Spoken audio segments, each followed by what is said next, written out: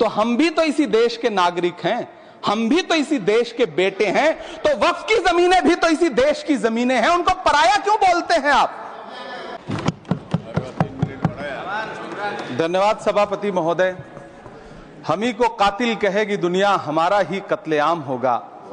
हम ही कुएं खोदते फिरेंगे, हम ही पे पानी हराम होगा। सभापति महोदय, सन 1947 में दिल्ली की जामा मस्जिद की तारीखी सीढ़ियों पर खड़े होकर के भारत रत्न मौलाना अबुल कलाम आजाद साहब ने कहा था कि मुसलमानों कहां जा रहे हो, यह है तुम्हारा मुल्क, यहां तुम्हारे आबाओ अजदाद की कब्रें हैं। उस वक्त मौलाना आजाद की ये सदाएं सुन करके लोगों ने अपने सरों की गठरियां उतार करके रख दी थी। आज उसी दिल्ली में मौजूद देश की संसद में एक बिल आया है जो हमसे उसी जामा मस्जिद की सीढ़ियों के सबूत मांगेगा, जो उन्हीं सीढ़ियों के पास अपनी कब्र में सोए हुए मौलाना आजाद को फिर से कब्र से सदा देनी पड़ेगी कि ये जो कब्र है वो मेरी कब्र है, ये किसी सरकार की जागीर नहीं है। सभापति महोदय, मैं जहां खड़ा हूं इसी संसद भवन के सामने सड़क के उस पार अपनी कब्र में सोए हुए भारत के पूर्व राष्ट्रपति फखरुद्दीन अली अहमद की कब्र है। शायद अब उस कब्र से भी सदाएं आए कि ये कब्र मेरी कब्र है, ये सरकार की जागीर नहीं है। सभापति महोदय, मैं वक्फ कानूनों में किए जा रहे संविधान विरोधी बदलावों के खिलाफ बोलने के लिए खड़ा हुआ हूं। संविधान का आर्टिकल 14 हो, 29 हो, 30 हो, चीख चीख कर कहता है कि देश में सब बराबर के हकदार हैं। आर्टिकल 26 कहता है कि सबको अपने अपने मजहबी कामों के लिए मंदिर, मस्जिद, गिरजाघर, गुरुद्वारों का निर्माण करने का हक है और उसका रखरखाव का भी हक है। लेकिन डॉक्टर बाबा साहब अंबेडकर के संविधान को हर दिन कुचलने वाली यह सरकार देश के मुसलमानों से नफरत में इतनी अंधी हो गई है कि खुलेआम देश की संसद में देश सरकार के माइनॉरिटी मिनिस्टर साहब और होम मिनिस्टर साहब झूठ बोलते हैं और देश को गुमराह करते हैं, झूठ शब्द असत्य बोलते हैं। सरकार ने इस बिल का नाम उम्मीद रखा है।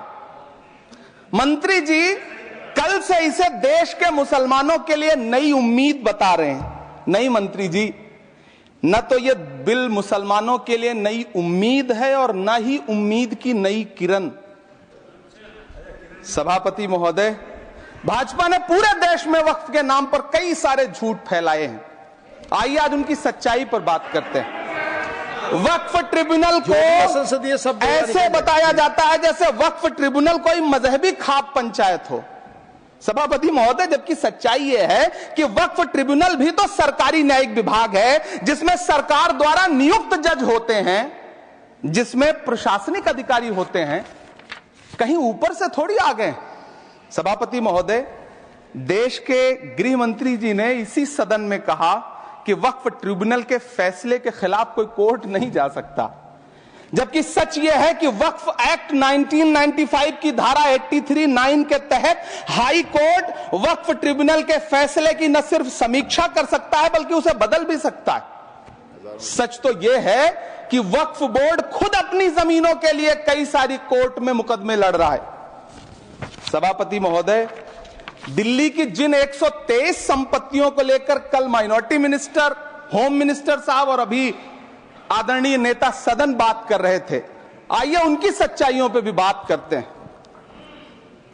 1911 में जब अंग्रेजी हुकूमत ने कोलकाता के बजाय दिल्ली को राजधानी बनाने का फैसला किया तो रायसीना हिल्स के चारों तरफ जो मुसलमानों की ढेर सारी जमीनें थी उनको एक्वायर किया गया और लुटियन को इसकी तामीर की जिम्मेदारी सौंपी गई।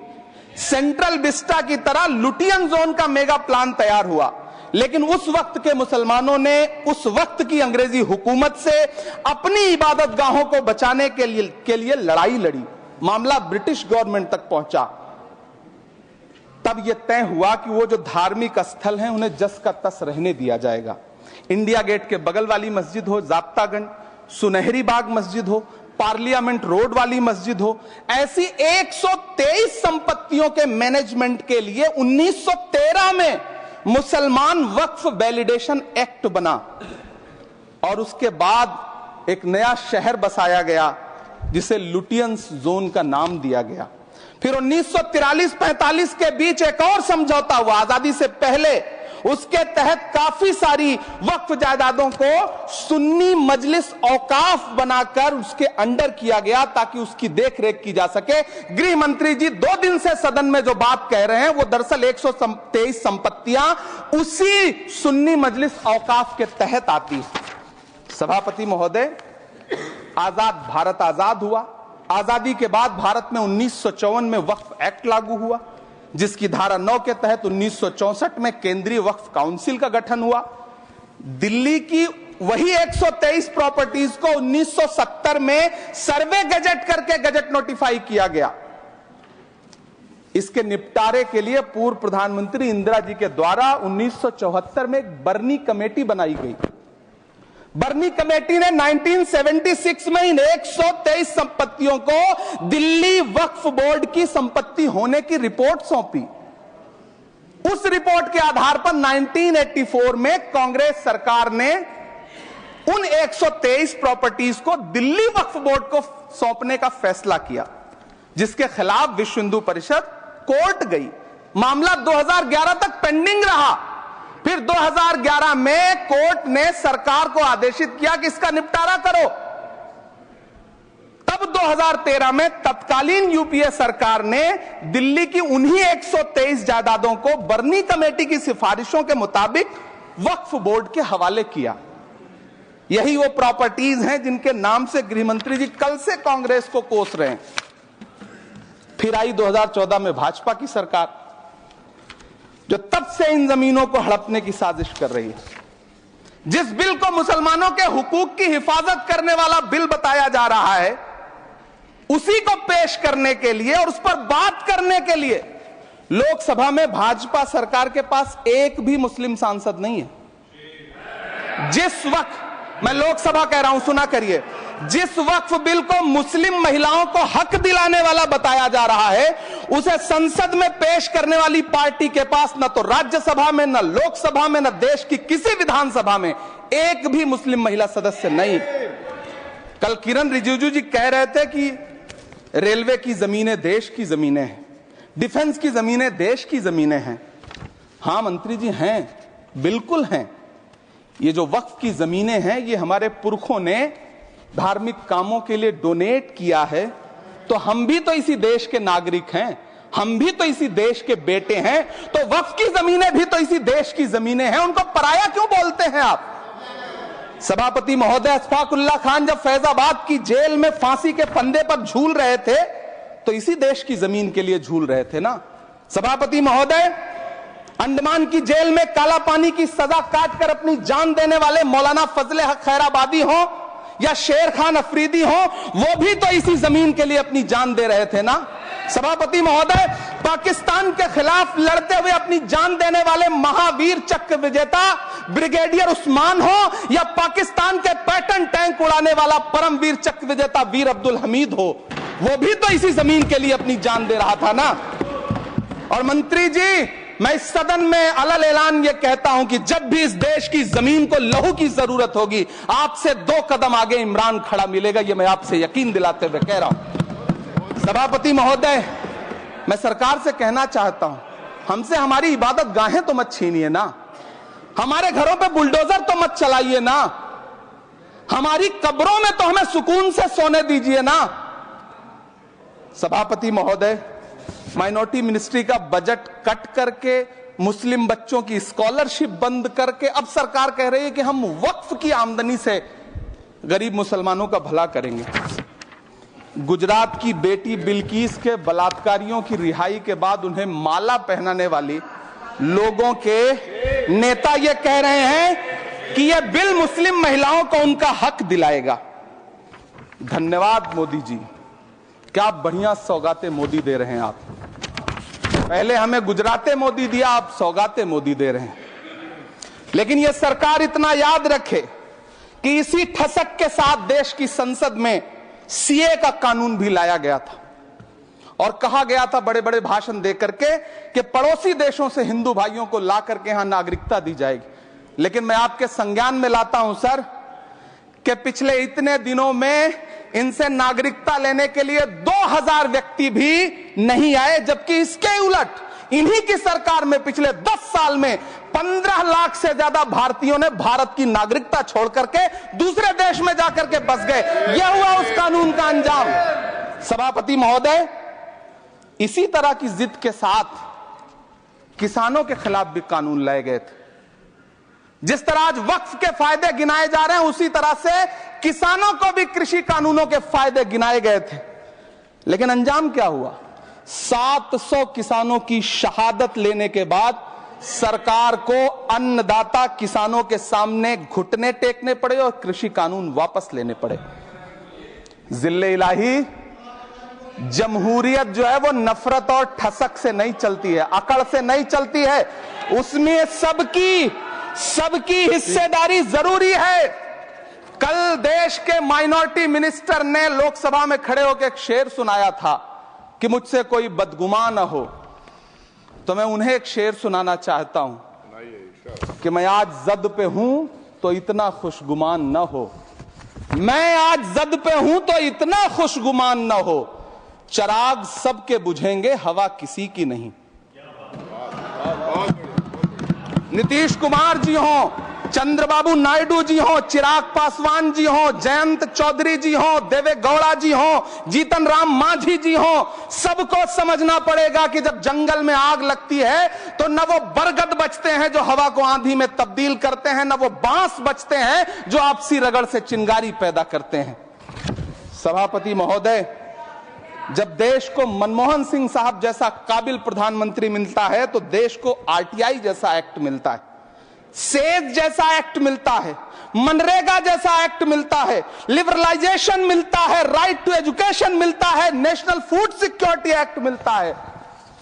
लेकिन जब देश को सौगातें मोदी मिलती है तो क्या मिलता है? सीए मिलता है, फॉर्म्स लॉ मिलता है, आर्टिकल 370 मिलता है, इलेक्टोरल बॉन्ड जैसा एक्ट मिलता है और वक्फ अमेंडमेंट एक्ट जैसे बिल देश को मिलते हैं। मुझे तो अपने हमवतन भाइयों से पूछना है कि आपको अपने बच्चों की तरक्की, खुशहाली और नौकरी की दरकार है या फिर मुसलमानों की दान की गई जमीनों को लूटकर धन्ना सेठों को देने की साजिश करने वाले कानून की? सभापति महोदय, यह सरकार रात के 3 बजे तक पूरे देश को जगा करके संसद में अपने ही नागरिकों को नीचा दिखाने के लिए वक्फ बिल ला रही थी, तो उधर रात के 1:30 बजे अमेरिका हम पर 26% टैरिफ लगा रहा था। सरकार की प्राथमिकताएं देश को पता। सभापति महोदय, मैं बहुत भावुक हूं आज, और मुझे अच्छा लगा कि आदरणीय नेता सदन जगत प्रकाश नड्डा जी ने बहुत अच्छी बातें भी की, मन से बातें की। क्योंकि उनके नाम में प्रकाश जुड़ा है तो मैं उनमें हमेशा एक रोशनी की किरण देखता हूं। मैं उनके सामने बहुत अदब से ये बात कहना चाहता हूं कि चरागों के सफर में दबदबा हो आंधियों का तो फिर अंजाम जुल्मत के सिवा कुछ भी नहीं होगा। ये दुनिया नफरतों के आखिरी स्टेज पर है, इलाज इसका मोहब्बत के सिवा कुछ भी नहीं होगा। मैं भावुक हूं, मेरी पलकें गीली हैं। अगर देश की एक बहुत बड़ी आबादी को लगता है कि आप उसका भला करने के लिए नहीं बल्कि उनकी इबादतगाहों, उनकी कब्रिस्तानों, उनकी खानकाहों को बर्बाद करने का बिल ला रहे हैं, तो फिर आप अगर समझाने में नाकामयाब रहे हैं तो यह आपकी नाकामयाबी है। पहले समझाइए, उसके बाद कोई बिल लेकर के आइए, तब शायद हम आपका इतनी पुरजोर तरीके से विरोध ना करें। लेकिन सभापति महोदय, मैं अंत में सिर्फ इतना कहना चाहता हूं कि इस बिल में जो भी पॉइंट्स दिए गए हैं, बॉम्सी पोर्टल देख लीजिए, सरकार का झूठ आपको पकड़ में आ जाएगा। हम डरे नहीं हैं, हम सिर्फ सरकार से अपील कर रहे हैं कि हमें अपना समझिए। हम आपके अपने हैं, इस देश के नागरिक हैं और आप ताकत में हैं। संख्या बल के आधार पर बिल हो सकता है आप पास करा ले, लेकिन आपको यह बात समझनी पड़ेगी कि हम तो वो तारीख हैं, जहनों में रहना है जिसे कागजी पुर्जे नहीं जो फाड़ डाले जाएंगे। जिस जमीन पर मैं खड़ा हूं ये मेरी पहचान है। आप आंधी हैं तो क्या मुझको उड़ा ले जाएंगे? आपको यह बात समझनी पड़ेगी। आपको अगर इतना विपक्ष की तरफ से पहले जेपीसी में इतने सारे पॉइंट्स आए और उसके बाद कल से लोकसभा में और राज्यसभा में सुझाव आप सुनने को तैयार नहीं है, लोगों की शंका को दूर करने के बारे में आप बिल्कुल सोच नहीं रहे, बस आप कह रहे हैं यह बिल उम्मीद की नई किरण है। नहीं साहब, इसे भले किरण जी लेके आए हैं, लेकिन ये उम्मीद की नहीं बल्कि नाउम्मीदी की किरण है। और इस देश की एक बहुत बड़ी आबादी इस बात से खदशे में है, शक में है कि आप सीधे उनकी जमीनों को लूट करके धन्ना सेठों को बेचना चाहते हैं। मेरी अब भी आपसे अपील है कि इस बिल को वापस लीजिए। यह बिल कहीं से आपके अपने नागरिकों के लिए अच्छा नहीं है। यह बिल सिर्फ इस देश के मुसलमानों को नीचा दिखाने का और अपने एक ऐसे मतदाता वर्ग को खुश करने का बिल है जिनको इस बिल के पास हो जाने से कुछ मिलेगा भी नहीं, लेकिन आप एक नैरेटिव देना चाहते हैं, एक मैसेज देना चाहते हैं। मेरी आपसे अपील है कि कृपया ये जो सबका साथ सबका विकास का नारा है, इस नारे को रत्ती भर तो चरित्रार्थ कर दीजिए। बहुत बहुत धन्यवाद।